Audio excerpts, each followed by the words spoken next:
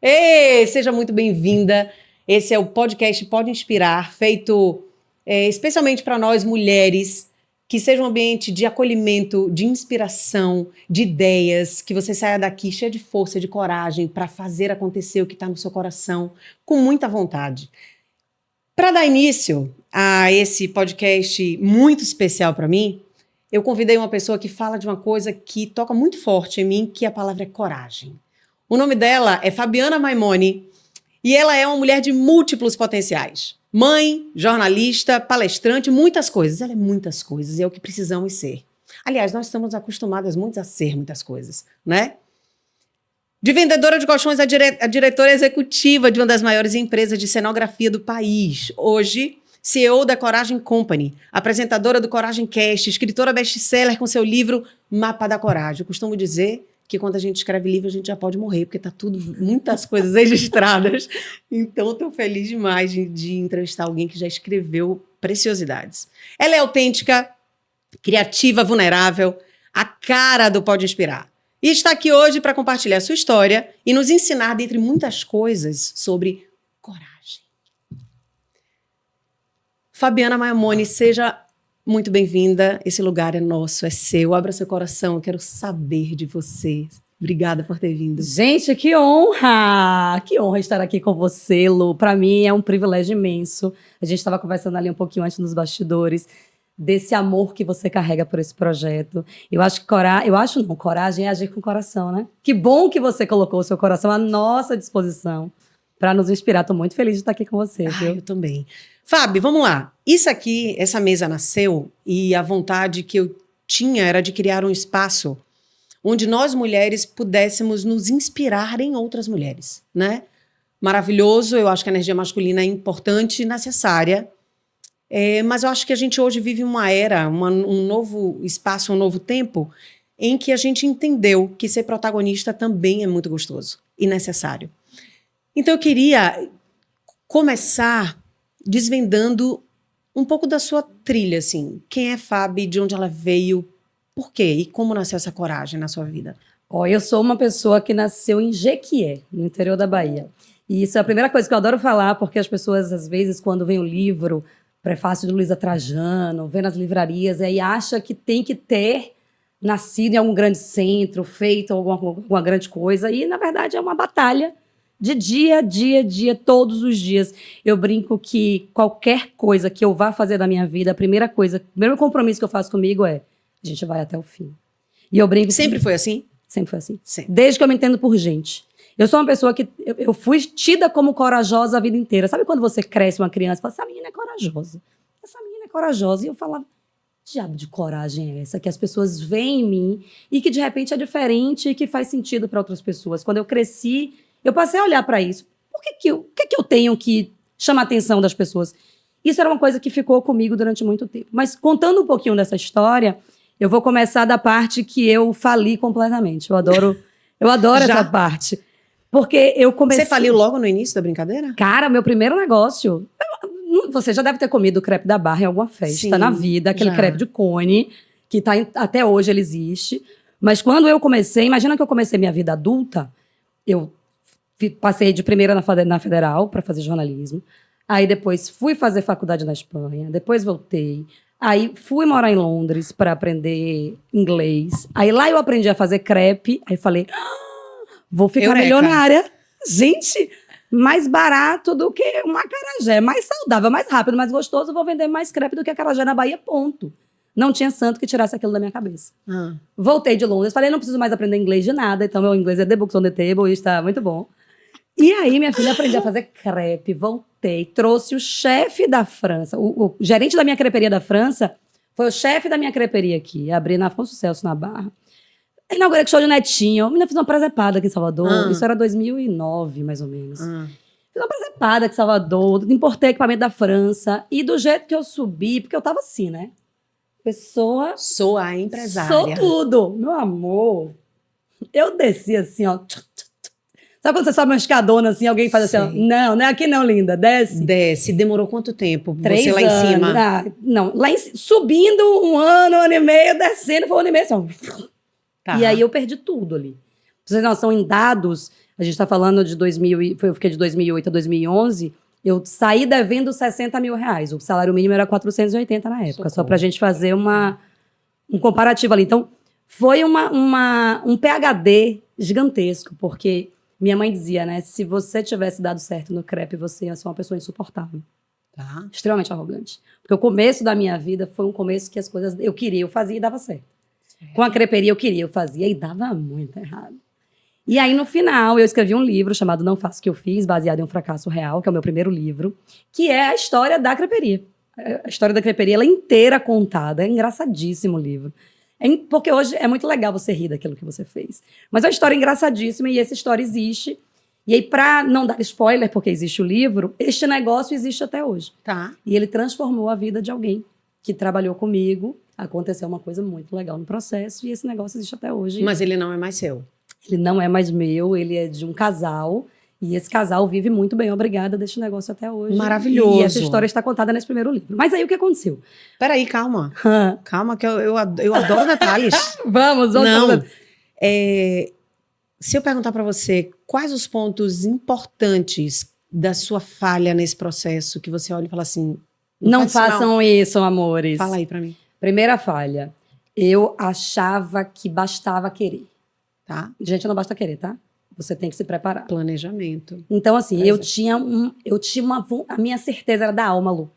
Não tinha nenhuma pessoa do mundo que me dissesse que aquilo ia dar errado, que eu acreditasse. Então, eu lembro como hoje a gente estava reformando o ponto, fazendo uma reforma gigantesca, imobilizando todo o capital de giro, e o contador chegou e falou assim, como é que vocês, sem capital de giro, vão conseguir rodar esta loja?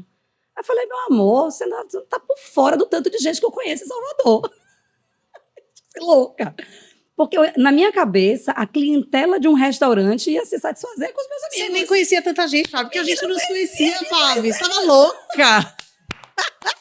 Menina, é loucura total. Era uma coisa muito... a gente não se conhecia, mas eu sabia toda essa vida, minha filha. Eu fazia Se Divirta na TV. Mentira. Foi eu, Alessandro Tiboy e Thiago Gonçalves, e você fazia uns programas na época. Você fez o Pida. Eu fazia Se Divirta. Ela não me conhecia porque ela me dava ousadia, entendeu? Gente, ela não me dava ousadia, que eu era assim, ó. Mas você tá me contando agora, nem eu sabia disso. Eu era do Se Divirta na TV, me respeita. Não sabia. Respeita a minha história. Sou terapolitana. Eu não sabia, mas era uma loucura aquilo. E nem sendo do Se Divirta. Você falou, sou famosa.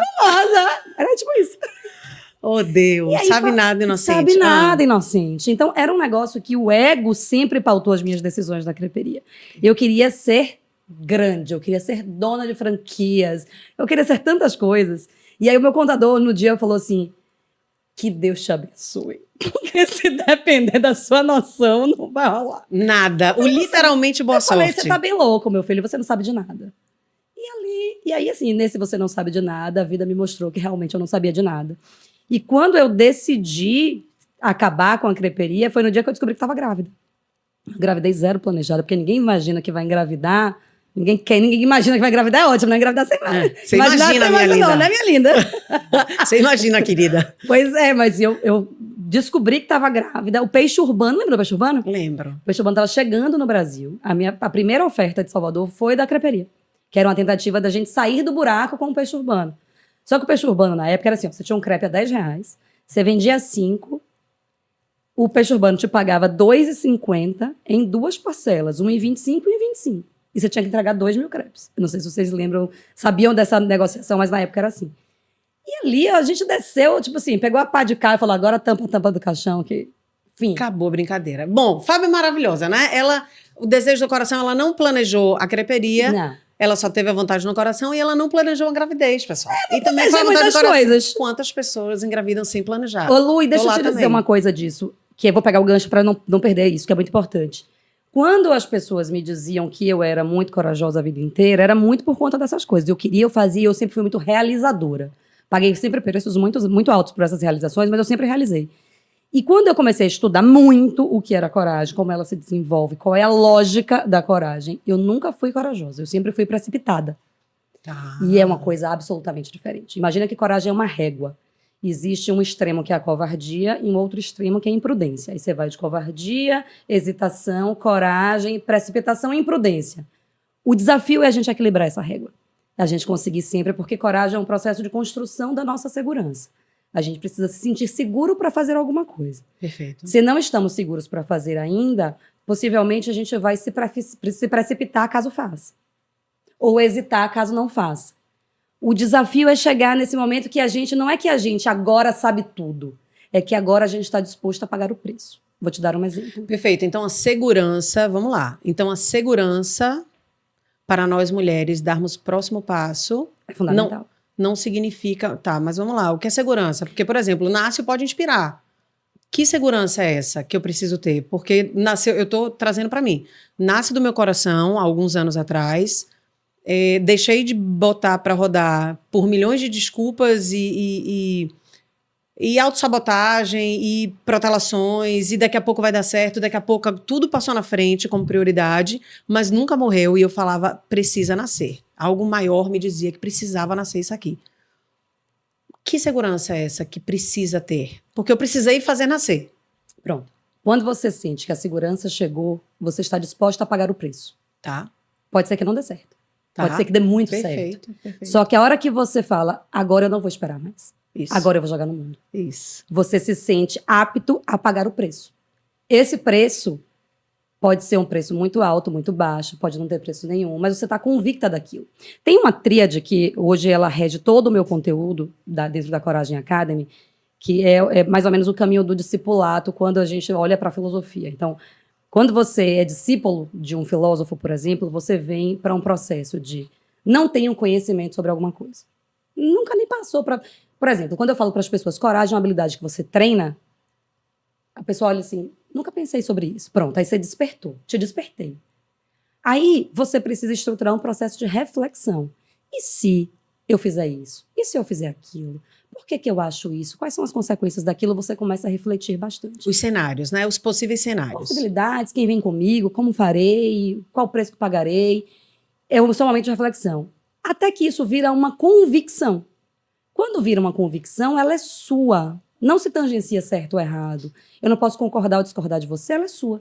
Quando você está convicta de que agora é o momento para fazer o podcast, significa que agora você está pronta para colocar esse projeto no mundo. É uma convicção sua. Eu posso dizer, Lu, tá cedo, cara. Não vai. Por que você vai fazer isso agora? E aí você vai dizer, Fábio, porque agora chegou a hora. E, de alguma maneira, você sente. Por mais que alguém te diga, você sente. É como quando você vai fazer uma mudança de carreira. Vou dar um exemplo tangível. Meu irmão, hoje ele é fotógrafo, um fotógrafo super influente de São Paulo. Eu tô ouvindo muito, eu não tô conseguindo falar, porque minha cabeça tá indo, voltando. Eu vou te contar esse exemplo. Eu vou te contar esse exemplo e você vai processar o que eu vou falar de uma maneira muito tangível. Ele trabalhava em São Paulo, ele era CLT lá. E ele tinha um salário baixo, mas suficiente para manter ele lá. Me dê um segundo. Uhum. Queria dizer para você, mulher que está assistindo o podcast, que está nos ouvindo, essa é uma mesa onde eu sou mentorada, onde eu aprendo, onde eu abro meu coração para um novo. Então, eu queria dividir isso porque quem nos ouve, quem nos assiste, eu quero que entenda que quando eu tô aqui, eu tô com você, que tá aí do outro lado, quebrando a cabeça, montando os quadradinhos para ver como é que eu aprendo com isso aqui e saio diferente. Então, faça a mesma coisa, porque estamos juntas, coladas, deixando o Fábio, deixando a gente maluca, né? Doida, desconstruindo tudo. Vá, Fábio. E você tem que entender, porque se você não entender, então Sou excelente aluna, amor. Nunca fui para recuperação, mas sentava no fundão. Bora. Maravilhosa. Então ele ganhava esse salário, e esse salário representava manter o sonho dele de morar em São Paulo firme, vivo. Tá. Porque meus pais moravam em Aracaju e ele morava em São Paulo para tentar a vida de fotógrafo. E desde sempre ele batia na tecla.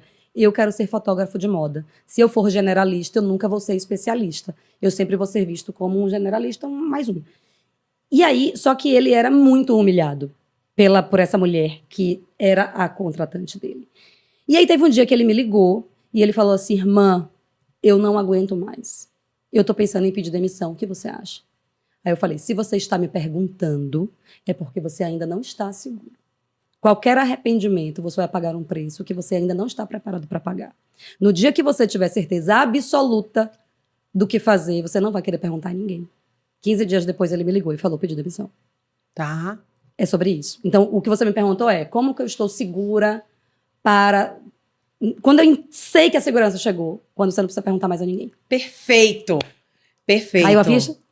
Caiu a o Tetris, ficha. fez o Caiu a Tetris. ficha. O que é que me fez pensar aqui agora? Quando a gente tem um projeto que nasce no nosso coração, né? Ou o ventinho, um negócio, algo é diferente, né? A gente sente algo diferente. Nasceu a vontade.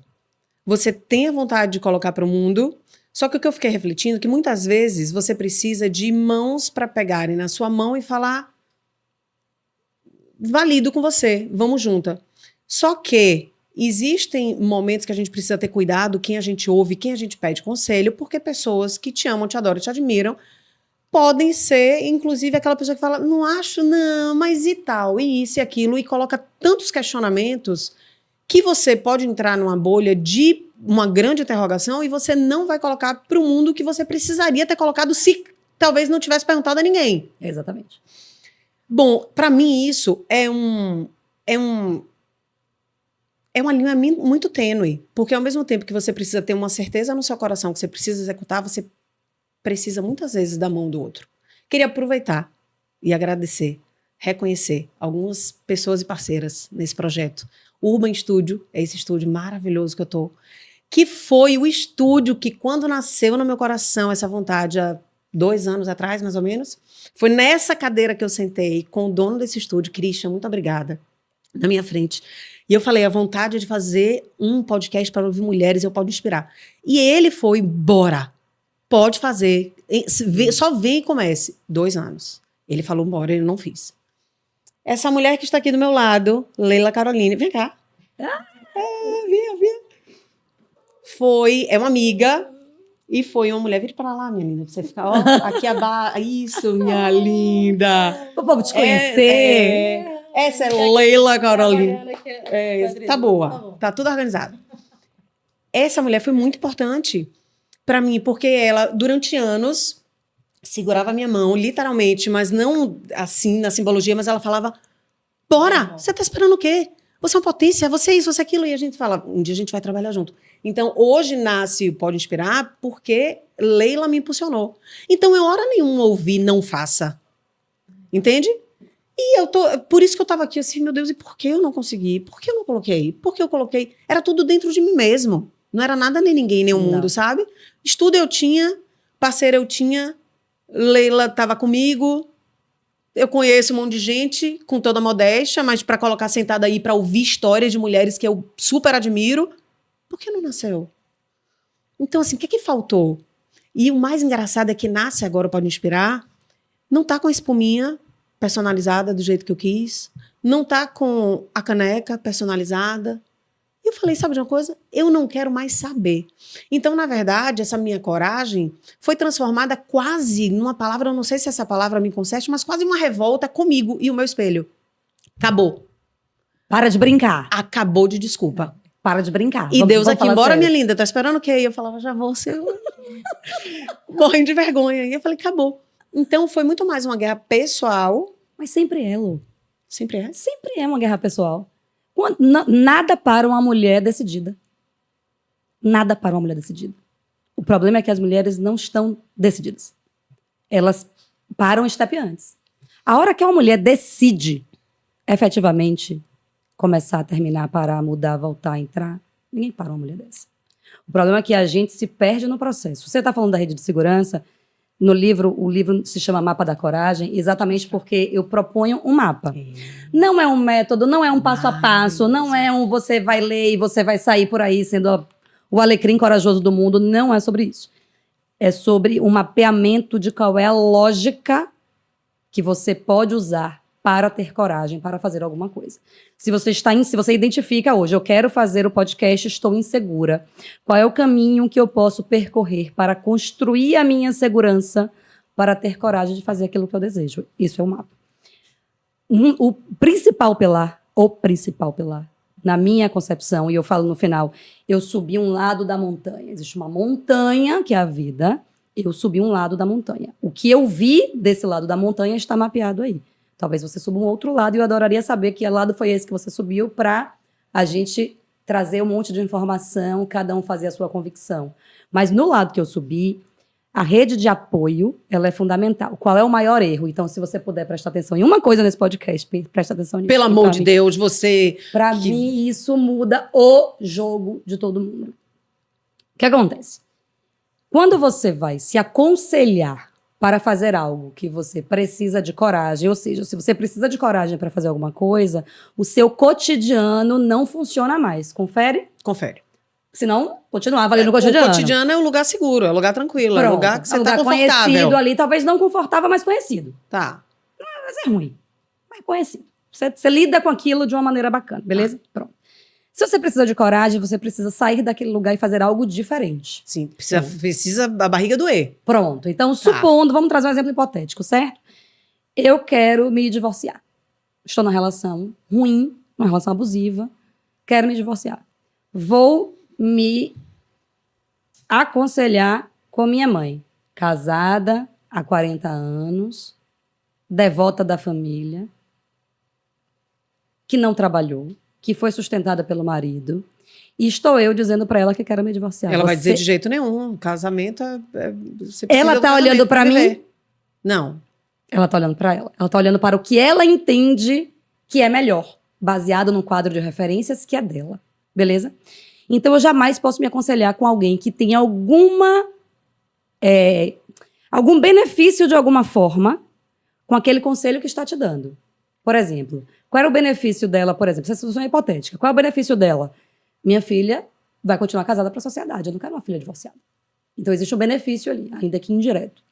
A pessoa não olha para mim. Eu preciso construir a minha decisão com pessoas que não têm nenhum benefício em me aconselhar. Peraí, não me enlouqueça não, calma. Peraí, minha linda. Vamos lá. Posso discordar de você? Pode. Por favor. Tá.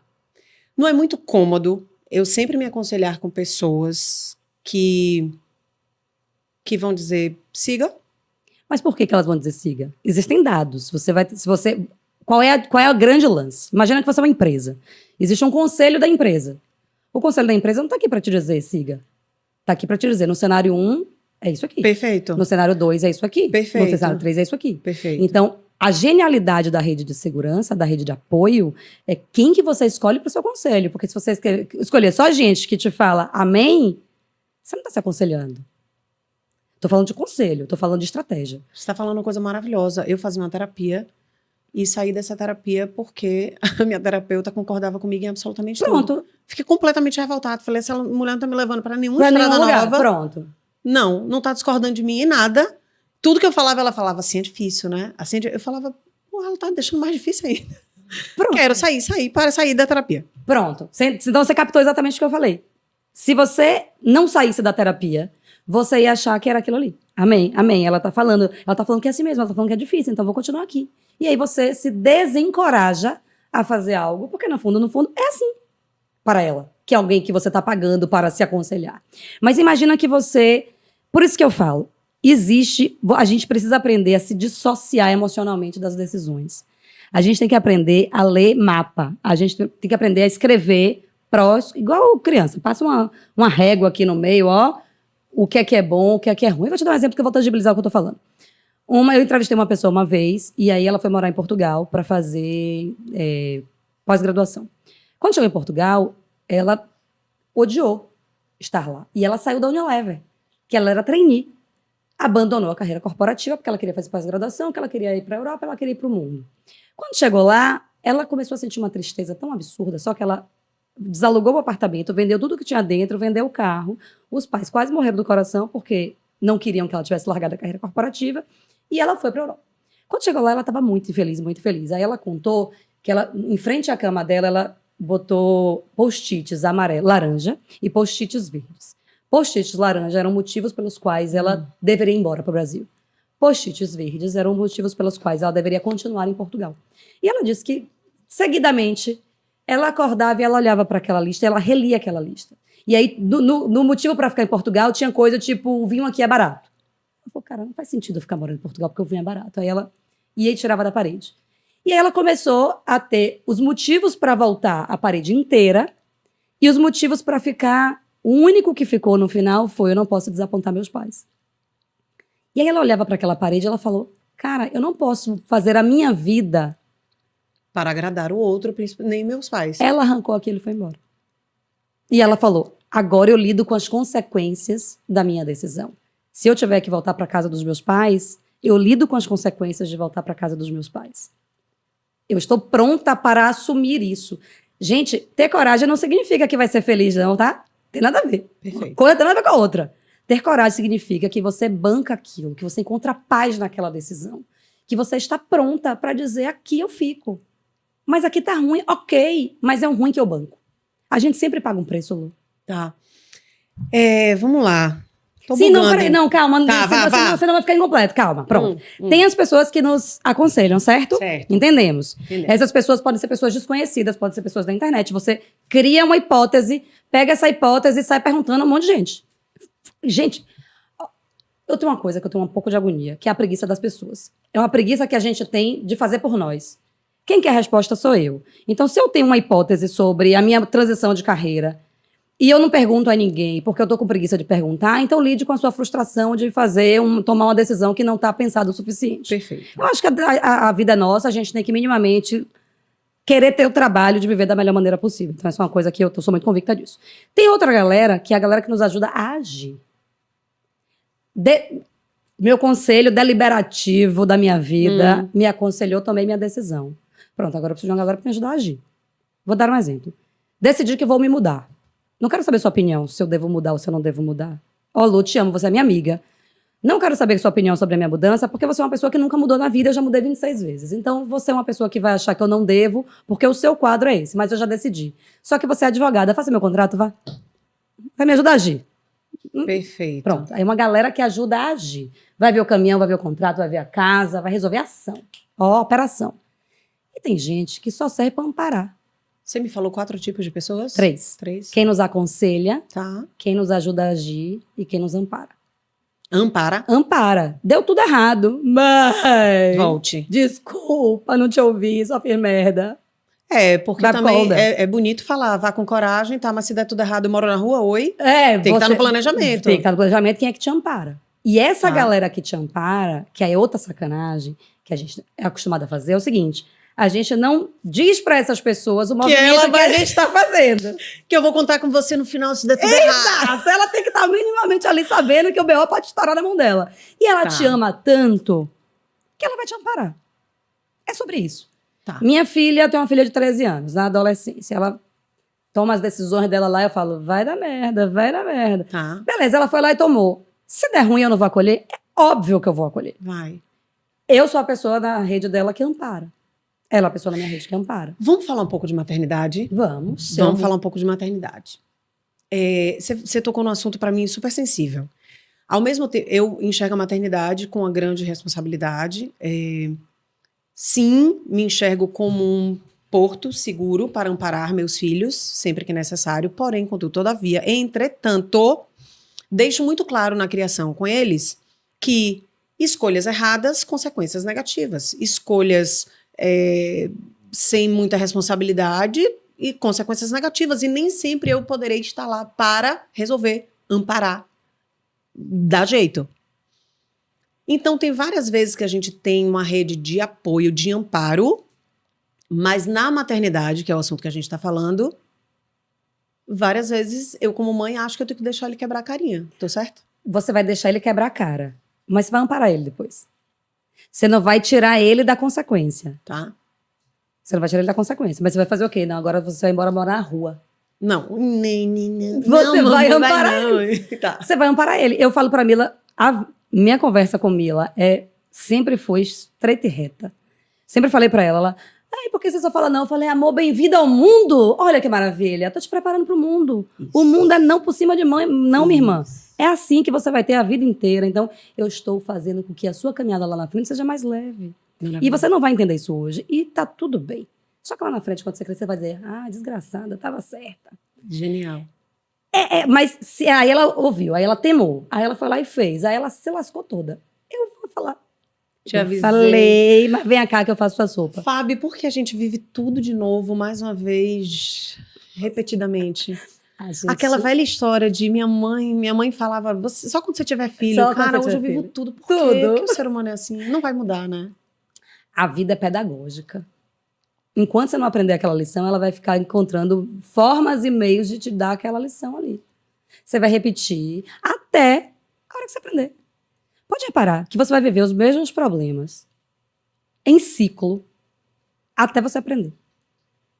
Quando a vida entender que agora você entendeu, aí você passa de fase e vai vir um outro chefão. É só isso, só muda isso. Vai vir um novo chefão. Tá. Vai vir uma coisa pior, E talvez aí, um pouquinho pior, porque você tá um pouquinho mais preparada para aquilo. Mas vai ser sempre, enquanto você não aprender, vai vir. Genial. Vai vir. Simples assim. Ainda na gaveta da maternidade, eu me lembrei de um episódio que eu vivi com os meninos, numa viagem internacional que a gente fez, onde tinha muitas montanhas-russas. E eu não gosto de altura. Eu não curto altura. Dá frio na barriga, se puder, evito. Se marca um X aqui, que aí eu não ia, não, prefiro não. E, porém, o que é que acontece? Eu sempre fui uma mãe que ensinei para os meninos, enfrente seus medos. Eu nunca trouxe a palavra coragem com tanta maestria como você faz lindamente. Usarei mais. Mas sempre foi enfrente seus medos. Eles vão existir, precisamos enfrentar nossos medos.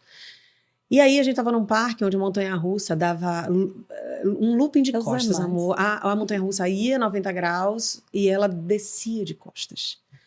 E Guido foi com o pai e quando ele saiu, pelo amor de Deus, eu quero ir de novo. E o Dinei olhou pra mim, meu marido olhou pra mim e fez, agora você vai com sua mãe. Eu falei, não, pelo amor de Deus. E eu olhava pra ele e falava, Guido, já tá bom, meu filho, foi incrível, tá uma vez só, já tá incrível. Ele olhou pra mim, porque eu não queria ir, mas eu não queria dizer pra ele, eu estou com medo. Ele olhou pra mim e olhou bem no fundo do meu olho, Fábio, no fundo do meu olho, e fez assim, mamãe, enfrente os seus medos. Aí eu falei, putz, que gatilho. Por que eu tô ensinando esse negócio a esses meninos? E depois que ele me falou aquilo, eu falei, eu não tenho como retroceder, eu não tenho como voltar atrás, eu ensino uma coisa, eu preciso agora. Aí eu falei, filho, ok, mas ele falou, eu estou com você. Aí eu falei, e aí você foi? Aí eu falei, aí eu fui. Não satisfeito, quando chegou lá, ele falou, agora abre o olho, mamãe, abre o olho, abre o olho. Foi incrível, superei meus medos, mas fui ensinado ali por uma lição que eu dava, mas eu fui ensinada de volta. Mas posso te dizer sobre isso? Eu não iria. Você não iria? Eu não iria, sabe por quê? Porque eu enjoo depois. Eu enjoo, então eu ia passar a perder meu dia inteiro de parque, porque eu teria que ir para satisfazer ela, para eu ficar enjoada o dia inteiro. Tudo bem, mas é uma consequência sua também do enjoo, isso, né? O meu era só o medo. O seu era só o medo. E aí, Mila... Gente, ser uma pessoa que só fala de coragem... Eu tenho uma empresa chamada Coragem Company. Eu vivo coragem, eu não faço mais nada da vida. Eu só faço estudar como a coragem se desenvolve e transmito o que aprendo multiplataforma. Eu só faço isso da vida. Aí eu falo, eu tô sem coragem de levantar. E Mila, não é você a corajosa? Levante, bora. Eu não posso fazer nada, eu não posso falar nada em casa. Porque ela não é você a corajosa. Eu falei, deixa eu dizer uma coisa. Não venha com a sua conversa mole, não. Que a minha coragem não tem nada a ver com isso aí que você tá tentando fazer. Eu tô falando coragem pra coisa séria. Eu tô falando coragem para que a minha vida tenha sentido. Subir numa montanha-russa, pra mim não tem sentido. Então eu não vou. Ponto. Entendeu? Quero tipo muito isso. falar uma coisa com você. Eu ensino comunicação real. E comunicação real nada mais é do que uma oratória autêntica, que conecta e vende. E a autenticidade, eu entendo como a coragem de ser você.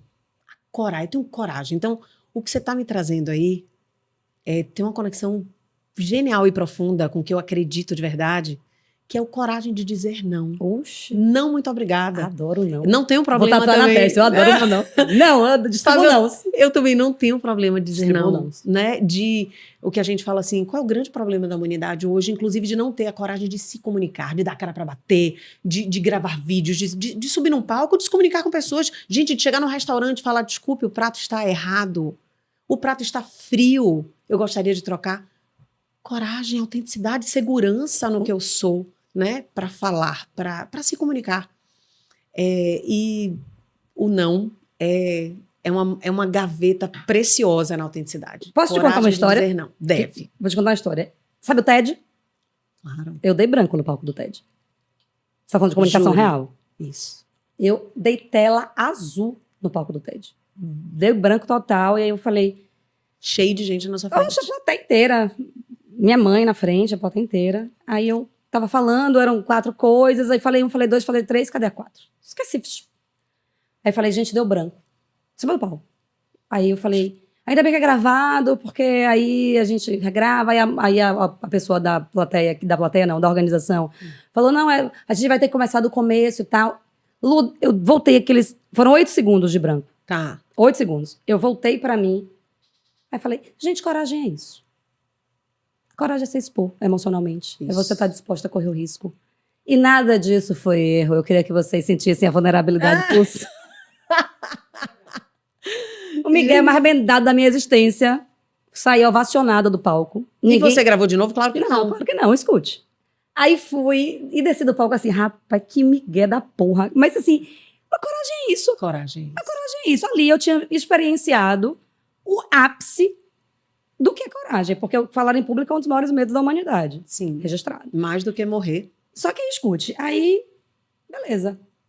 Demorou 3 meses pro TED, porque o TED, você grava, aí ele vai submetido para os Estados Unidos, porque são os TEDx. Aí você vai pro TED Estados Unidos, e o TED Estados Unidos é quem faz as publicações, se tiver de acordo com as diretrizes e tal.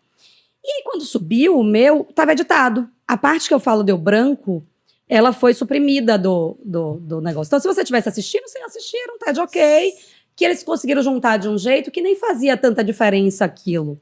Entre o começo da palestra. Eles editaram para mostrar que você não errou. Que eu não errei. Não tinha erro. Quando eu vi aquilo, eu falei, não, fizeram com a pessoa errada. E eu sou treinadora de palestrantes do TEDx da USP. Eu treino os palestrantes de lá. E eu conheço a galera lá. Eu mandei uma carta pro embaixador do TED do Brasil. E falei, existe um TED, o meu TED foi pro ar. Assim, assim, assim. Contei toda a história. Eu falei, as pessoas querem que nós sejamos corajosos, mas não estamos preparados para essas pessoas. A falsa perfeição nunca vai ser mais importante do que a realidade, não no meu discurso. Ou vocês tiram do ar essa palestra, que eu não acredito, ou vocês substituem ou vocês tiram do ar. E eu perco o título de TED Speaker, não tem problema nenhum. Mas eu não vou compactuar com aquilo que não é verdade. Não foi isso que aconteceu. As pessoas têm o direito de saber que errar é tudo aquilo que elas podem fazer, estão autorizadas a fazer, porque nós erramos o tempo todo, mas elas não podem aceitar, fingir, manipular ou passar por cima daquilo que você acredita. Perfeito. Daquele jeito. E aí ele falou, que lindo isso. Tirou do ar o TED editado, e se você entrar lá, você vai ver lá eu falando deu branco. Como é que a gente acha? TEDx Fabiane Maimone. Fabiane Maimone TEDx. Pode vai botar lá no Google, Fabiane Maimone. E você vai reparar meu ombro. Eu tô péssima nesse dia, eu tava nervosíssima, não sei o que aconteceu, eu tava muito nervosa. E aí, quando eu falo, coragem é isso, eu sempre falo assim, tipo, foda-se, coragem é isso, gente. Agora eu tô em casa, agora, olha meu ombro. Eu falo, coragem é isso, tô em casa. E ali eu me vesti mais do que nunca de mim. Perfeito. Porque coragem é isso. Então, quando você fala da comunicação real, eu acho que esse exemplo é um exemplo muito grande do que é real. Eu faço um Mastermind em São Paulo, e aí uma das pessoas falou assim, quem eu preciso ser para ter sucesso? Eu achei ser você. Aquilo tão absurdo. Alguém cogitar, querer ser uma outra pessoa para ter sucesso. Eu falei, essa galera é muito louca, velho. Eu acho que se você não puder ter sucesso, sendo quem você é uma prisão que você vai construir para você, para morar nela o resto da sua vida. Que vida você vai ter? Insustentável. E sofrida, não é? Então, eu defendo a autenticidade de uma forma que todo mundo fala, nossa, então você ensina comunicação, que maravilha, eu preciso aprender com você. Eu falei, primeiro a gente precisa entender quem é você. Quem é você, lindo? Quem é você? Tem todas as cascas. O que é que você quer deixar Pendure aqui todas as suas camadas. Depois eu vou te dizer que você olha pra luz, eu vou te dizer que esqueceu, deu branco. Sabe o que foi que aconteceu comigo? Gravando um podcast, eu tava com 2 entrevistados na minha frente, eu simplesmente troquei o nome deles. Ao vivo, tá? E aí, quando eu troquei, eu me lembro o olhar do que eu tava apresentando com o nome errado, e ele me olhava assim, tipo... Aí eu troquei o nome. Gente, dá pra voltar? Não, então é isso, segue, pede desculpa e segue. Acabou. Maria, tô muito louca, troquei o nome aqui, vai, desembola aí, acabou. Perfeito. Eu acho que é isso, só que isso é de um jeito que é engraçado, que quando ele é seu, ele é natural. Quando ele não é seu, você quer fazer um personagem ali de engraçado, e não conecta. Porque a gente se perde muito na gente. E quando você começa a percorrer outros lugares, outros ambientes, outras coisas... Quando eu fui morar em São Paulo para trabalhar com cenografia, foi uma das coisas que eu mais... Eu tive um choque, assim. Porque eu lidava com as grandes agências de São Paulo, e eu era o estereótipo da Patricinha, meu sócio era o estereótipo do hippie da praia, 2 alargador, um homem preto, barbona, careca, todo tatuado. estereótipos. E as pessoas subestimavam a gente se a gente abrir a boca. A gente chegava e eram aqueles olhares assim. E eu falei, caramba, velho, então como é que a gente se porta aqui nesse ambiente? E aí a nossa estratégia foi, como a autenticidade é algo que eu nunca negociei na minha vida, e André também não, a gente falou, cara, vamos fazer o seguinte, enquanto eles nos subestimarem, ninguém vai se preparar para lidar com a gente. Vai todo mundo achar que a gente é uma patricinha e um hippie que não sabe nada. E quando a gente for para as licitações, eles não vão lidar com a gente de igual para igual, eles vão sempre subestimar a gente. Só que isso é algo que a gente tem que usar a nosso favor. Vamos o mais estereotipado possível. Lu, só faltava botar laço rosa na cabeça para ir pra reunião. A gente é muito estereotipado. Tá, então a gente pode dizer que vocês utilizaram da marca pessoal como estratégia de Total. comunicação. Total. Você não tá achando que eu sou isso? Então você vai receber um banquete disso. Certo. Só que eu não tô mudando para ser aceita por você. Eu tô me fazendo de otária, porque você, achando que é esperto, vai olhar pra gente de um jeito que você não vai se preparar. Eu já fui pra reunião de todo mundo chegar e apresentar um projeto na tela e a gente entrar com um dragão cuspindo fogo. E botar no meio da mesa assim, ó. Nosso projeto é esse. Eu me preparo. Genial. As pessoas Pode me rotular subestimam. como patricinha. Pode me frágil. Como você quiser, como otária, patricinha, frágil, baiana. Aí tinha isso, né? Que a gente ainda ouvia isso. Que a gente era da Bahia e tava lá em São Paulo. É a baiana. A baianinha. Genial. Fabi, aí mais uma vez você fala um negócio muito importante também na comunicação real. Você vai ter que dar um módulo, meu amor, na comunicação real. Você vai ter que fazer alguma coisa para esses alunos de comunicação real. Mas é a questão a intencionalidade da sua comunicação. Como que você usa a sua comunicação de forma estratégica. Total. Né? Não só abrir a boca por abrir a boca. Aonde você quer chegar, o que é que você quer fazer com ela. Que isso não tem nada a ver, assim, ser intencional não é ser interesseiro, Sim, né? claro que São não. coisas completamente diferentes. Completamente. Então, a estratégia, eu falo de estratégia nesse livro 500 vezes. A estratégia é o que faz com que a gente se prepare para fazer as coisas. Toda vez que a gente quer fazer alguma coisa, a gente já vai e faz. Pronto. Já perdeu um tempo de recovery aí que você não precisava. Pensa mais. Sun Tzu é o maior estrategista da história, militar da história. E ele tem as 13 leis de Sun Tzu. A Arte da Guerra, um livro chamado Arte da Guerra. Eu fiz uma releitura da Arte da Guerra nesse livro. E falei, cara, se você quiser ter coragem, pegue esses 13 passos.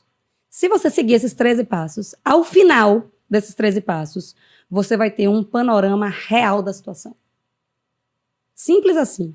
O que é que você faz com isso? Decide, é dado, é ferramenta de decisão. Tá, vamos lá.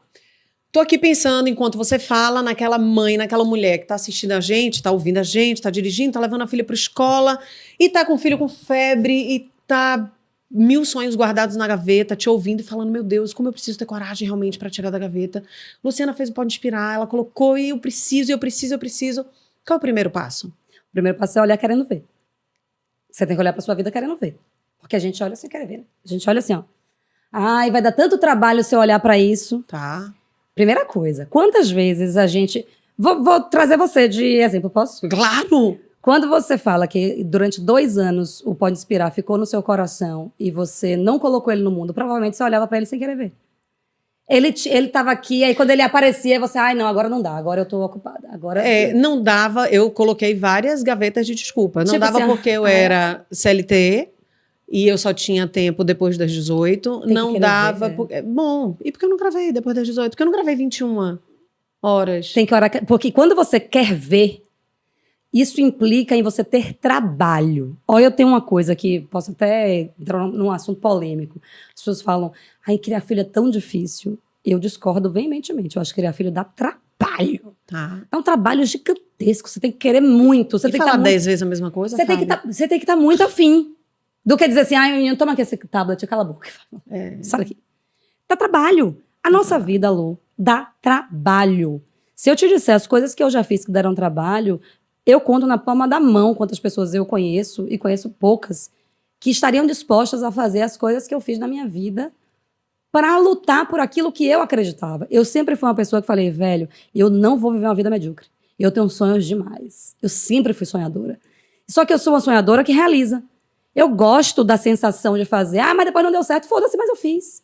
Quando eu fui vender colchão de porta em porta no interior da Bahia, eu saí da falência com essa dívida, fui pro Peixe Urbano, saí do Peixe Urbano, me separei, fui morar sozinha com a minha filha com 1 ano e 8 meses, vendendo Teve colchão coragem de porta pra em separar? porta. Pra caralho. Saiu de você? Oxi, na hora, você tá escrito aí, contada a história de ponta a ponta. Quando eu descobri a traição, ele tava jogando futebol, quando ele voltou, já tava tudo decidido, eu já tava com casa alugada e Vitória da Conquista. Numa noite. Eu nunca contei isso. Conta. Abra seu coração, Luciana Fialho. Socorro. É porque você foi muito profunda. Mas conta detalhe. Você quer detalhe? Minha vida é livro aberto, tá escrito. Eu nunca contei isso. Conte esta fofoca. Mas você me fez pensar o quanto eu fui corajosa. Esse reconhecimento eu morava é importantíssimo. Eu nunca contei isso, eu conto, meu Deus. Conta logo, meu amor, vambora. Vou até comer uma pipoca aqui. Isso. Quero agradecer, vou agradecer aos meus parceiros aqui. Não desvie não, viu? Não agradeça, cobrar, não desvie não, viu? Que eu tô ligada. Antes de contar esse babado, vou rápido, vai ser rápido, porque eu não vou aprofundar essa história. Mas meu parceiro maravilhoso que tá aqui, deixando delícias saudáveis na nossa mesa, se chama Mundo Verde, mulheres potentes, corajosas, quero vocês aqui. Isa, obrigada. As donas, muito obrigada. Mundo Verde é uma marca que eu adoro e eu quero aqui nesse podcast marcas que acreditem no poder da mulher, no quanto elas podem inspirar pessoas, mulheres, sociedade, tudo. A gente pode inspirar muitas pessoas. Marconte. Mundo Verde, obrigada. Marconte. Vamos. Nunca contei. Mas, por diversas vezes, eu precisei de... Bom, vamos lá. Nunca contei. Meu primeiro casamento foi falido. Poucas pessoas sabem que eu me separei e casei de novo. Mas meu primeiro casamento não foi legal. Aprendi várias coisas. Tirei totalmente os aprendizados, o copo cheio. Saí de lá, ok.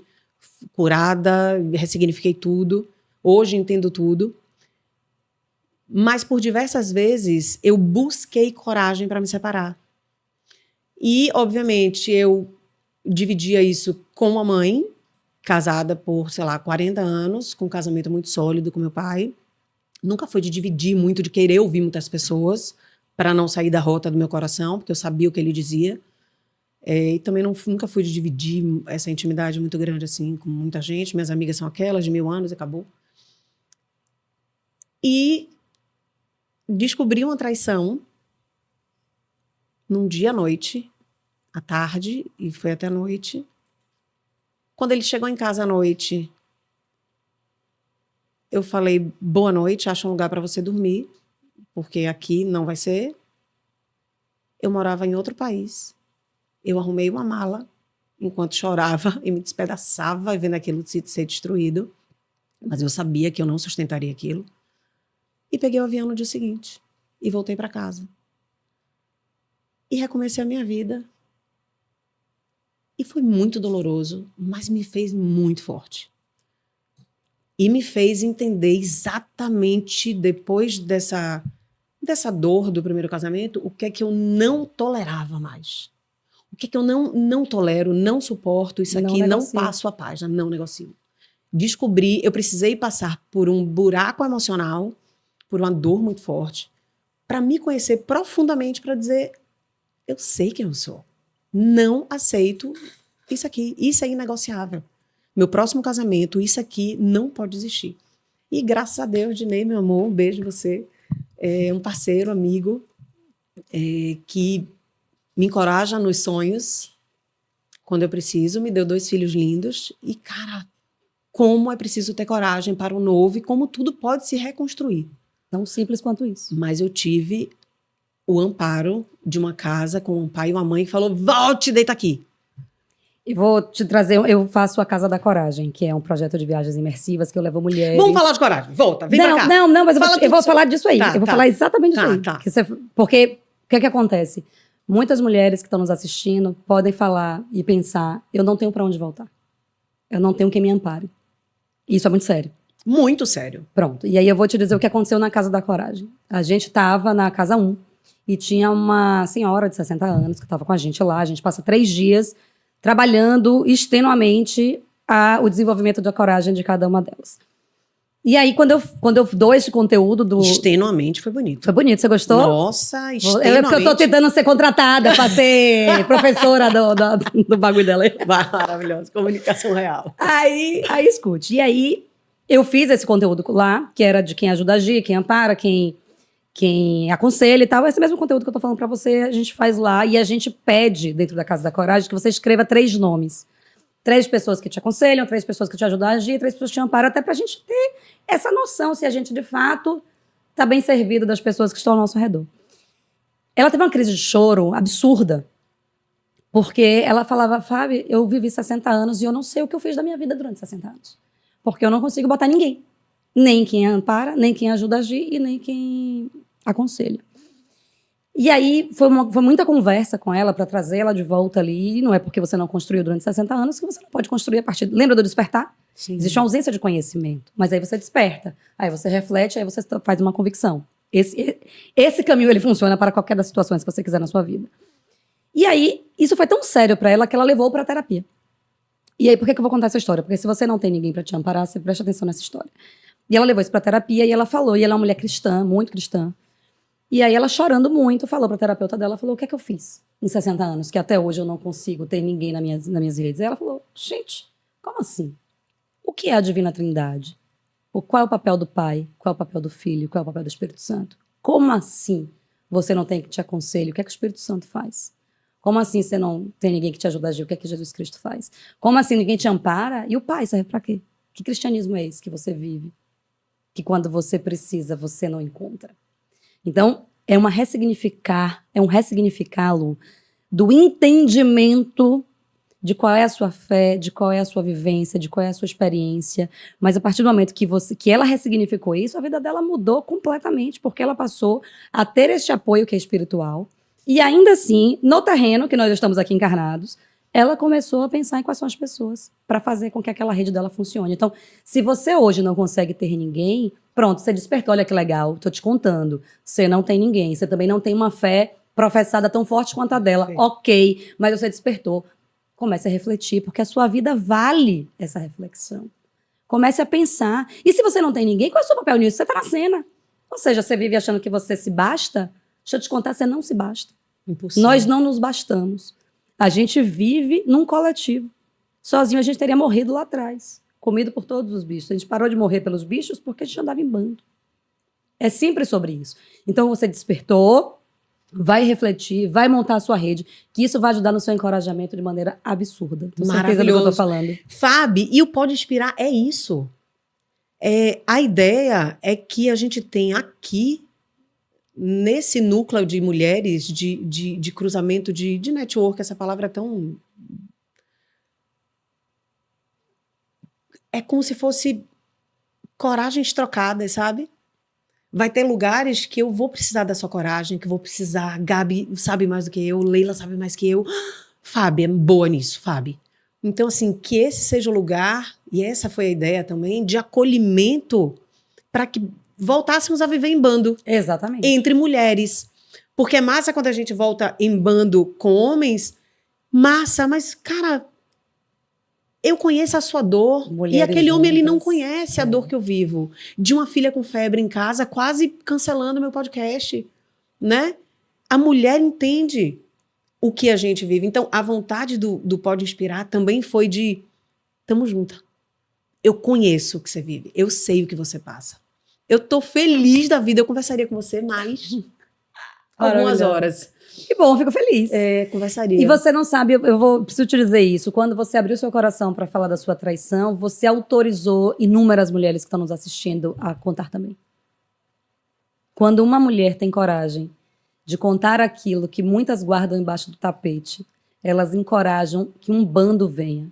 Só é você ver o movimento Me Too nos Estados Unidos, que combate o assédio. É sempre isso. Só é você ver quando você pega qualquer assunto polêmico de estupro de qualquer coisa, que uma fala, as outras todas se enchem de coragem para falar. Então, quando você traz o que você viveu, as pessoas podem olhar para você e falar assim, com Luciana isso jamais aconteceria. Pois é.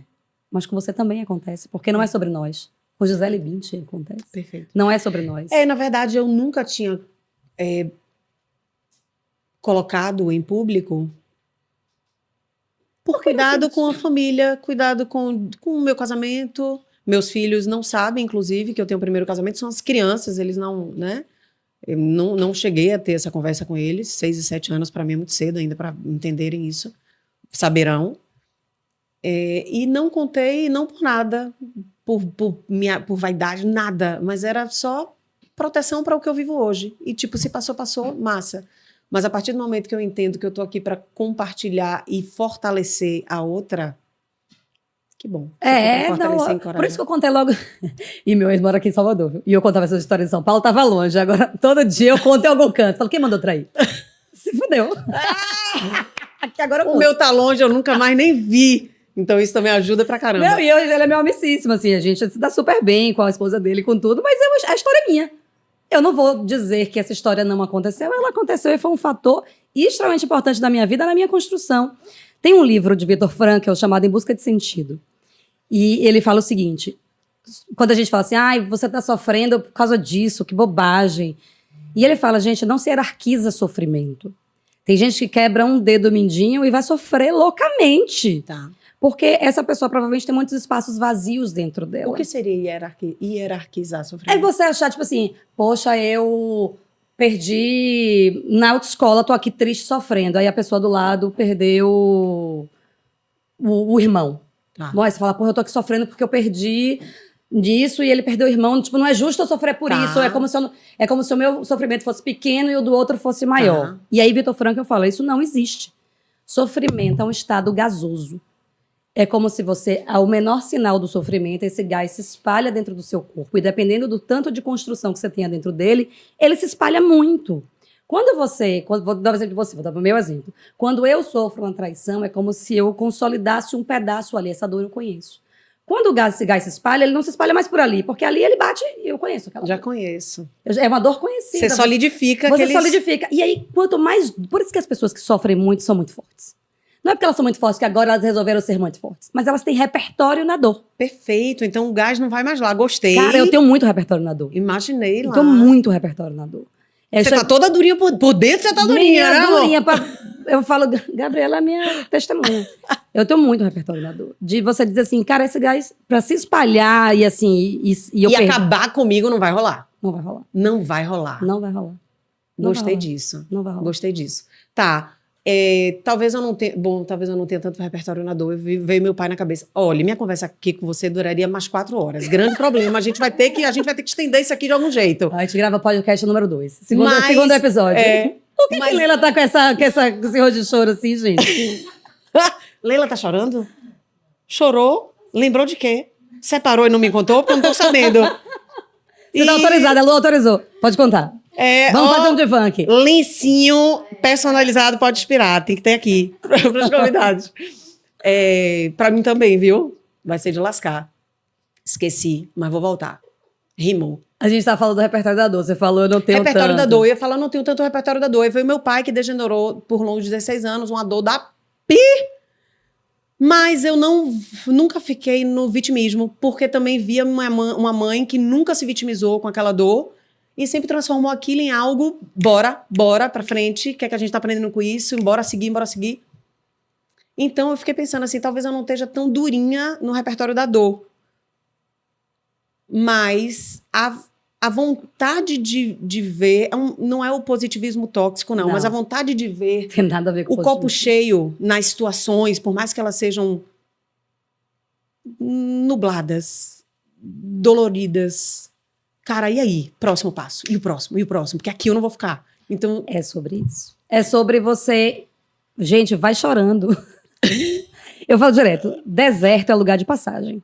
Tem gente que gosta de ficar no deserto e construir um castelo no deserto. E parece que você gosta de ficar chorando e sofrendo. E ali... Mas dizem que é importante também você passar um tempinho no deserto. Mas você vai andando. Uma hora ele vai ficar pra trás. Perfeito. Eu acho que você pode ir dando passinho de formiguinha. Mas assim, um dia você tá com um passinho pra frente. Perfeito. Deixando o deserto pra trás. Não dá pra você gostar de ficar ali naquele deserto. Fazendo morada no deserto, sabe? E o deserto, ele se apresenta. Entendeu? É isso, é sobre Quantas isso. Pessoas você conhece? É só você parar pra pensar. Quantas pessoas você conhece que gostam de quando tá e remoer aquela dor e ficar ali naquele lugar que não te leva pra lugar nenhum? Não tô dizendo que você tem que sair correndo daquele lugar, porque senão você não cura. E aí você tem que curar. E eu vou dizer mais uma coisa. Eita, que ela hoje tá... É preciso cuidar do tempo que você passa no seu deserto. E é preciso cuidar do tempo que você tá no deserto do outro, amor. Oh! Porque tem horas que o deserto do outro te coloca num deserto eterno e você não tá nem entendendo que o deserto não é nem seu. Mas você tá ali, naquele reme-reme. Deixa eu te dizer, o deserto do outro é o deserto do outro.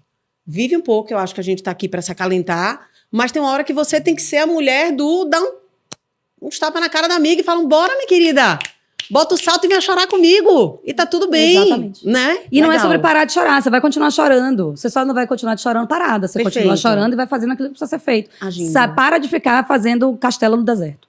Tá, maravilhoso. Amei. Amei. Que bom. Obrigada por sua vinda. Que esse que seja um agradeço. primeiro contato de muitos, que a gente troque muitas figurinhas de coragem. Estou 100% à disposição. De Eu só faço coragem. isso da vida, Lu. O que você faz da vida? Eu só faço isso da vida. Ah, Eu maravilhoso. acho maravilhoso, gente, porque precisou de muita coragem para hoje dizer que eu só faço isso da vida. Poucas pessoas teriam tido a coragem que eu tive de abandonar uma carreira gigantesca em São Paulo para trabalhar com desenvolvimento de coragem. Eu pareço uma louca falando. Maravilhoso. De vez em quando eu ainda pareço, mas foda-se. Não, tô Não, nem. eu acho maravilhoso. Mas as pessoas A ficavam... gente não falou de Brené Brown, A que gente deve ser sua Menina, grande a professora. gente Pelo tinha- amor de se a gente Deus. fosse falar, a gente tinha tanta coisa pra Gabriela, falar. precisamos de mais um.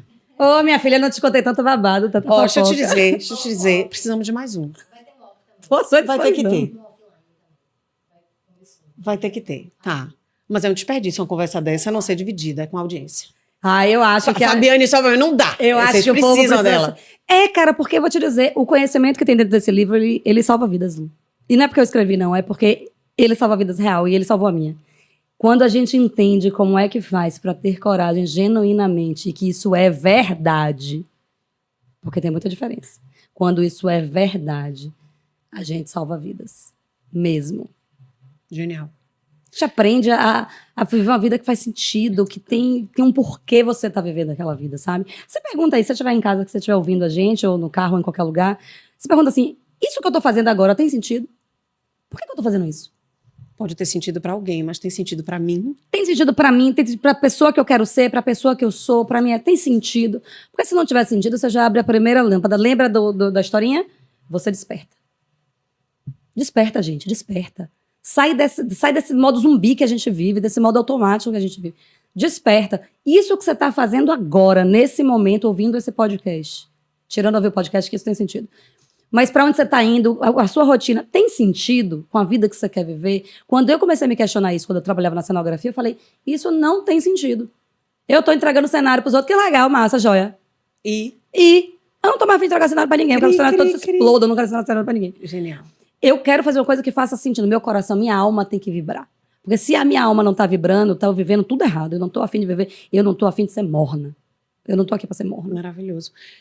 Gente, essa foi Fábia Mayamone, uma mulher forte e corajosa que deixa uma lição para que a gente se inspire. Você é muito inspiradora, muito inspiradora. Que bom. Que prazer ter você aqui nessa primeira sentada. Sejamos fortes e corajosas, realizemos nossos feitos e a gente precisa nos encher de coragem para sonhar, planejar, abrir a boca e se comunicar para que seja executado o que foi sonhado um dia. Exatamente. Então, você é o resumo do nascimento do Pode Inspirar, que foi através de uma grande coragem. Que Obrigada. lindo! Gente, é isso. Ouve essa mulher falando. Primeiro que você é maravilhosa. A forma como você conduziu o podcast foi brilhante. Que seja abençoado o seu caminho. Amém. Que as pessoas, que essas mulheres só não, muitos homens vão ouvir. Porque um homem sempre vai ser rei de uma mulher. E uma coisa muito louca, eu vou dar um dado. Na Casa da Coragem, a gente pede o contato de emergência. 100% das mulheres botam homens como seu contato de emergência. Então, esses homens precisam ser trazidos para as conversas. A gente inspira as mulheres e as mulheres falam, meu amor, ouça esse podcast para que você saiba como lidar comigo. Porque existem dores que são femininas, mas você precisa lidar com essa dor que é tão comum a todas nós. Então, homens, sejam bem-vindos também. Que lindo. Luciana fala para pessoas. O que você falou aqui hoje foi para pessoas. Genial. Pessoas precisam de você.